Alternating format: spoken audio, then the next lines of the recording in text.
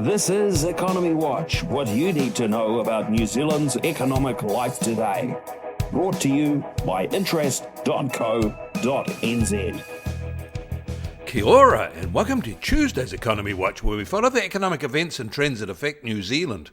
I'm David Chaston, and this is the international edition from interest.co.nz. And today we lead with news. We're in the fourth quarter now, and it's starting out modestly in most places, despite an eye-popping rise on the Shanghai Stock Exchange yesterday. First in the US, the Chicago PMI improved marginally in September, although the gain was probably insignificant.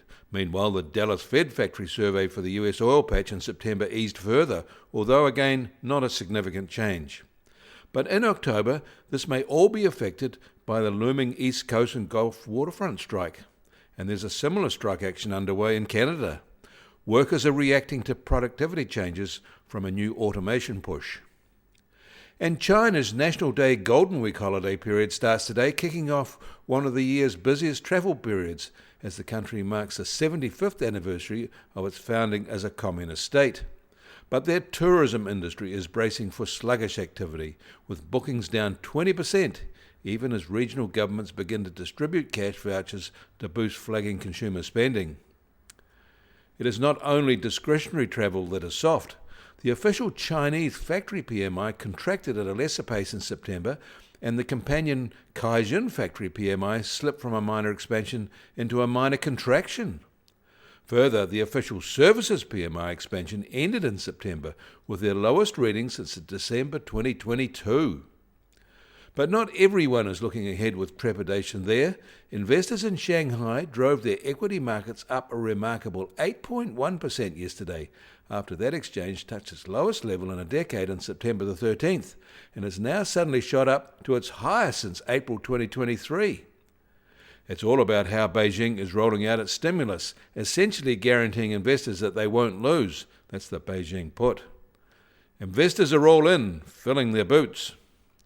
Much of this is driven by a belief that Chinese construction will be getting a boost. The steel rebar price rebound shows that.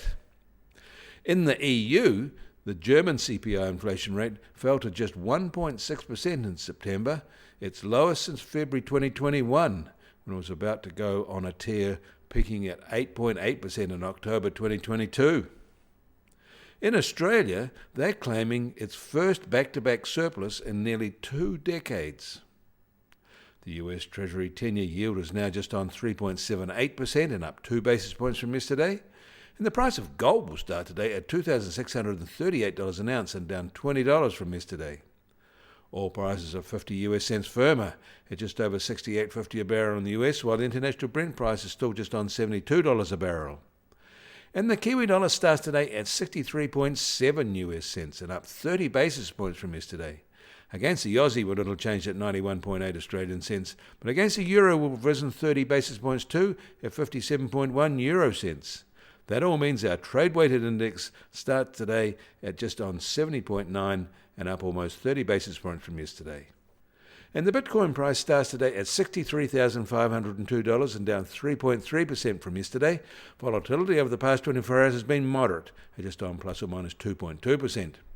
You can find links to the articles mentioned today in our show notes, and you can get more news affecting the economy in New Zealand from interest.co.nz.